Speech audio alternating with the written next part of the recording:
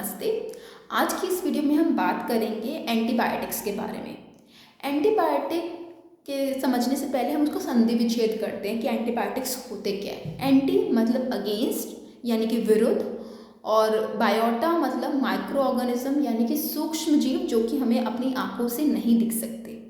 Micro organism as a whole, उसके under आपके virus भी आ गए, जैसे कि कोविड एक वायरस है जिसमें उल्टी, और इसके अलावा रोटा वायरस है, एडिनो वायरस जिसमें बुखार, सर्दी, खांसी, उल्टी, दस्त, ये सब टाइप के लक्षण होते हैं। इसके अलावा बैक्टीरियल इन्फेक्शन है जिसमें बैक्टीरिया से होने वाला दिमागी बुखार हो गया। इसके अलावा निमोनिया या टाइफॉइड या पेशाब का इन्फेक्शन, यूटीआई जिसे कहते हैं। इसके अलावा प्रोटोजोआ जैसे मलेरिया होता है। तो इस टाइप के इन्फेक्शंस इस टाइप के माइक्रो ऑर्गेनिजम्स होते हैं।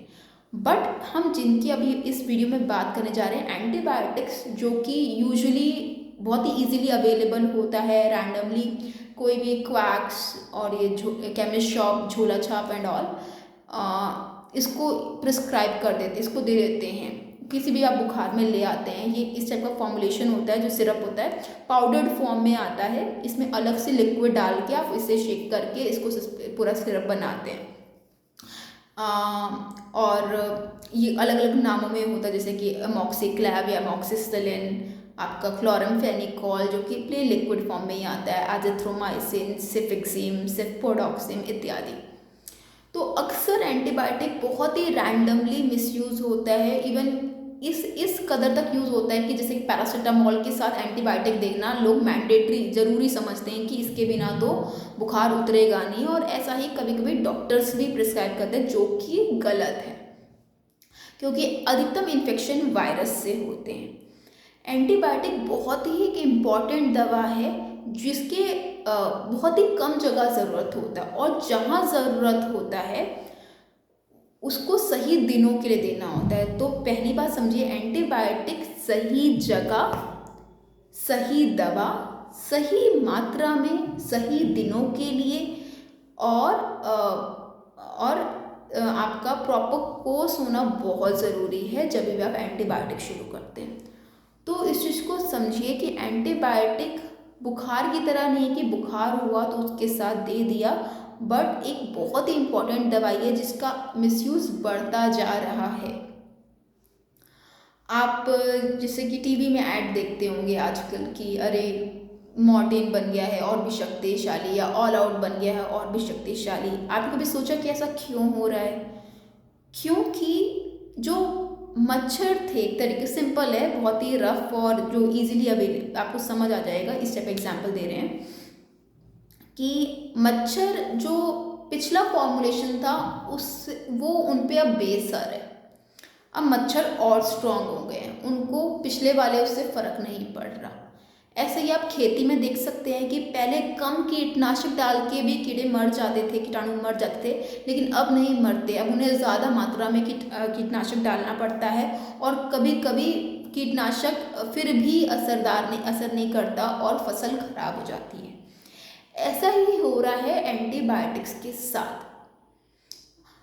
फालतू में एंटीबायोटिक देख के क्या नुकसान होता है कि हमारी बॉडी के जो अच्छे बैक्टीरिया होते हैं हम उनको मार देते हैं, और जब उस प्रोसेस में ऐसे खतरनाक बैक्टीरिया बनते हैं कि वो अब रेजिस्टेंट है, यानी कि वो अब एंटीबायोटिक रेजिस्टेंस उन्होंने एक्वायर कर लिया है कि अब वो और ज़िद्दी हो गए कि अब उन्हें एंटीबायोटिक्स का असर नहीं पड़ता, और दिन प्रतिदिन ये एंटीबायोटिक रेजिस्टेंस बढ़ती जा रही है, जिसकी वजह से अब हमारे पास मुट्ठी के एंटीबायोटिक्स रह गए हैं, और ऐसे खतरनाक सुपरबग्स, ऐसे खतरनाक बैक्टीरिया बनते जा रहे हैं जिन पे दवाइयाँ बेअसर हैं।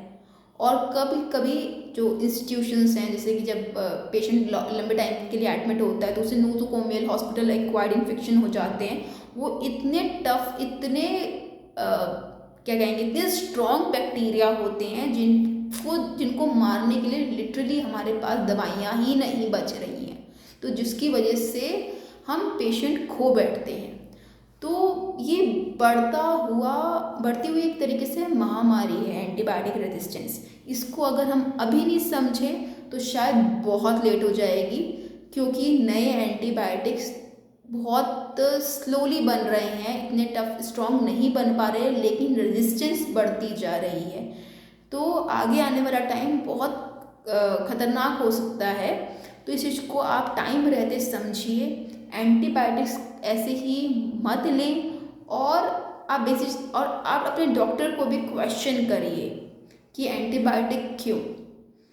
ये जो रैम्पेंट यूज़ है, जिसके जो एंटीबायोटिक्स का जो रैम्पेंट मिसयूज़ है, उसका उसके रिस्पॉन्सिबल क्वैक्स तो डेफिनेटली हैं, बिकॉज उन्हें तो पता ही नहीं है वो क्या कर रहे हैं, केमिस्ट शॉप ओनर्स। बट सबसे ज़्यादा डॉक्टर्स हैं जो कि रैंडमली और रैम्पेंटली मिसयूज़ कर रहे हैं, डिस्पाइट नोइंग द फैक्ट कि एंटीबायोटिक इस बच्चे को या इस किसी भी मरीज़ को नहीं चाहिए। आप खुद अपनी रिसर्च करिए, खुद समझिए, नहीं समझ आता है पूछिए, क्वेश्चन करिए, सही सोर्स को देखिए। ऐसे रैंडमली कोई भी इंटरनेट पे सोर्स मत देखिए, एक वैलिड सोर्स से लेकर अपनी खुद की रिसर्च करिए, खुद का ओपिनियन बनाइए, और कोई डाउट होता है तो आप हमसे पूछिए। धन्यवाद।